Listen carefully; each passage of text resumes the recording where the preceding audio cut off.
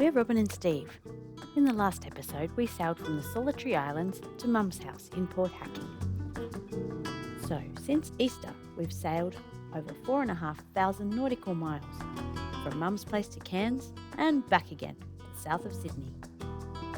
Up until recently, we'd been locked out of New South Wales due to COVID, so we were pretty stoked to get in, escape the bad weather, and be at Mum's place in time to celebrate New Year's Eve.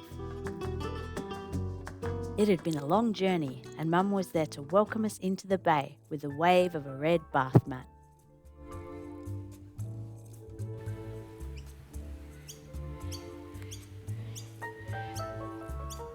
In the last episode, we had a good catch up with Mum, and now there's work to do.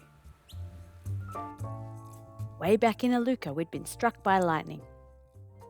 Our wind indicator and the wiring were fried. On a calm morning, I hoisted Steve up the mast. Winching him 18 metres up the mast is the easy job. And little did we know, our work was just beginning. Pulling wires through the mast in our old boat was relatively straightforward. Not today. Poor Steve was winched up the mast 3 times to complete this job. No amount of tugging at my end below would budge the wires. Turned out the wiring took a bit of a dogleg somewhere near the bottom of the mast. So after a tedious and boring game of fishing wiring, Steve finally managed to pull an end through. The wind indicator that had been sent to Mum's was finally in place. When we last visited, Mum met our 37-foot sloop. Now we've swapped, so it's time for Mum to meet the 42-foot cutter rig. Before going kayaking herself.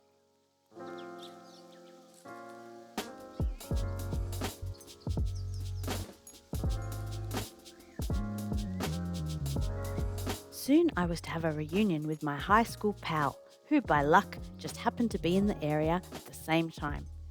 This is Fiona. Fiona came aboard too. She's not a sailor, yet, and she had many questions about the logistics of living aboard a sailing boat. Here's the back of Mum's head again, on a gorgeous day for kayaking. This is one of her favourite spots, Muddy Creek.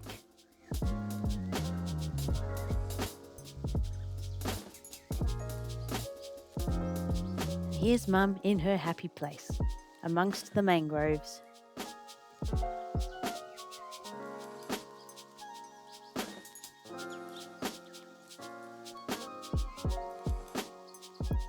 We took many walks in the Royal National Park, and I could reflect on what a spoilt brat I was to have this practically in my backyard as I was growing up. Oh, here's Mum's other happy place, on a sandbar. Oh, or doing yoga. Or trying to.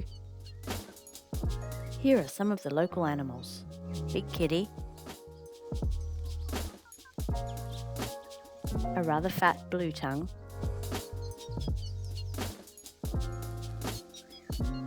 And one of many of the beautiful birds in the area. This is a sulphur-crested cockatoo. The weather was looking good to go. We had to bid farewell to this funny animal, and to Mum, and to this beautiful bay.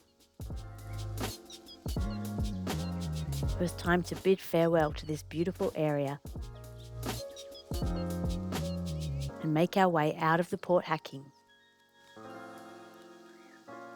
At least we'd accomplished our goal of seeing in the new year with Mum. Happy 2022, everyone.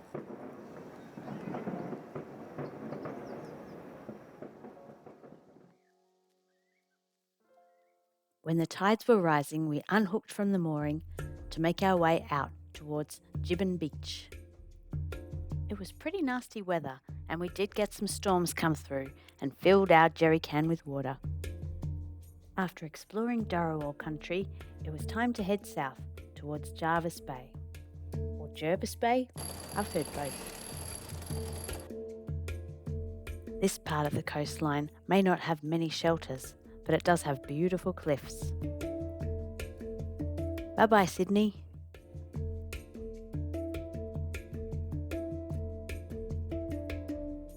We were well and truly back in the land of playful dolphins. It seemed the further north we went, the less playful the dolphins were. This is something I'll investigate further. But anyway, this was fun. Oh, look. Oh, wow. Oh, sleepy.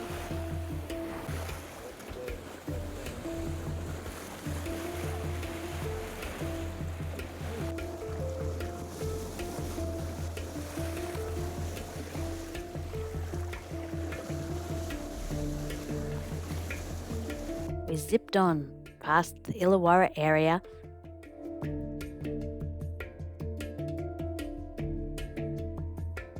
and we met more dolphins.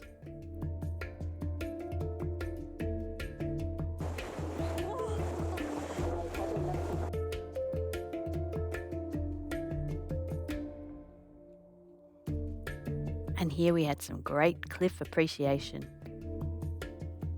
Point Perpendicular rises 91 metres out of the sea. The Navy sure has some beautiful land around here. This has been the land of the Yuin people for over 20,000 years.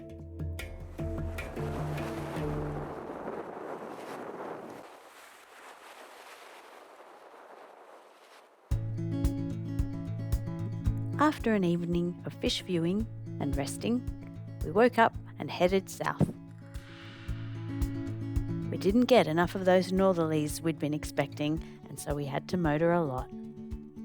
But the scenery wasn't too bad.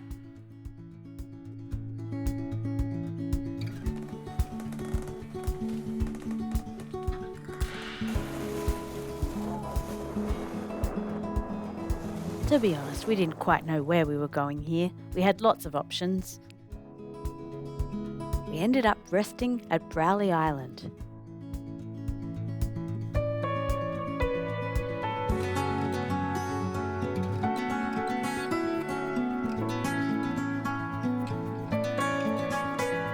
We'd planned to have a nice rest at Browley Island till 3 in the morning. The rolling got so bad at 1 in the morning, we decided to leave early.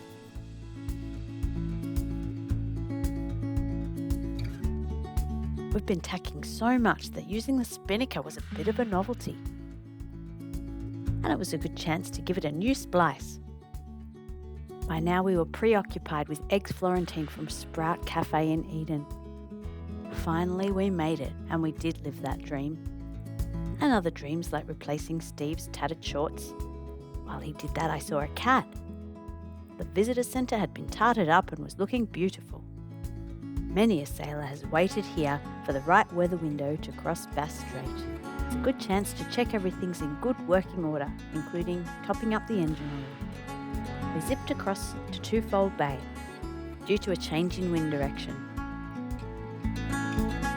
It's a great area to explore, from the woodchip mountains to the piles of logs awaiting chipping.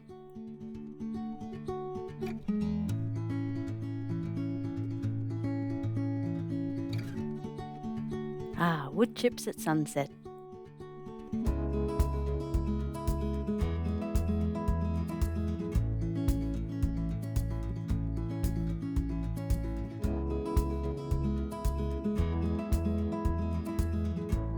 Once we'd hiked past many logs, we were off to see Boyd's Tower. Here's what we think of Benjamin Boyd. Boyd was a self-important man who had a giant tower built bearing his name, which was intended to become a lighthouse. It was never approved to be used as a lighthouse, and so instead it was used as a whale watching tower. Whaling was a massive industry here. Boyd had other strings to his dodgy bow, such as slave trading during the blackbirding era. There'd been quite a bit of track damage, but we found our way to the coast and back to the jetty, where we saw this.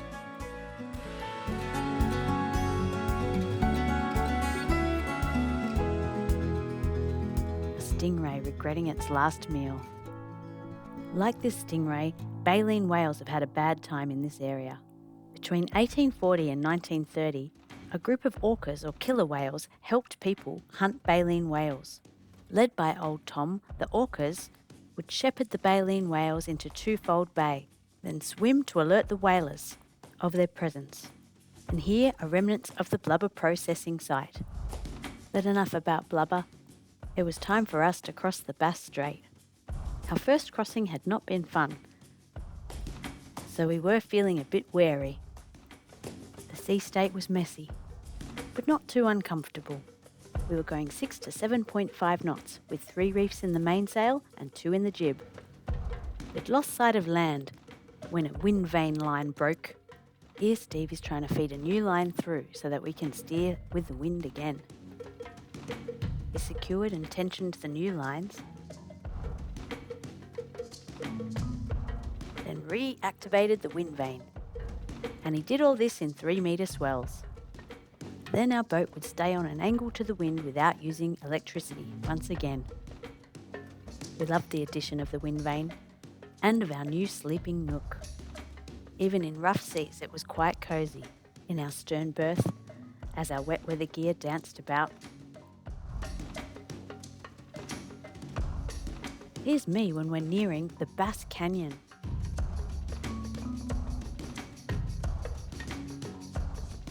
For most of our journey, the winds were 24 to 30 knots. During Steve's watch, a solar panel was dunked in the ocean for the first time. Not ideal. We kept ourselves as well fed and as well rested as possible in these rolly conditions.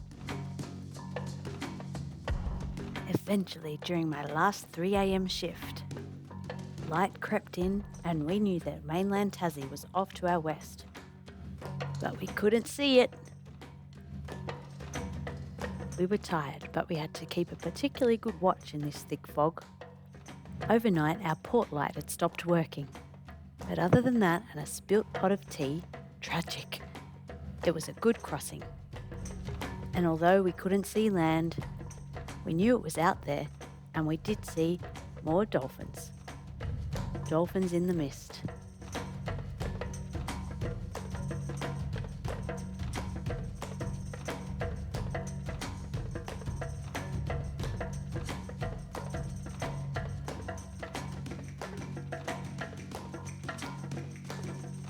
Join us next time as we complete our crossing of the Bass Strait, only to get hit by a tsunami warning.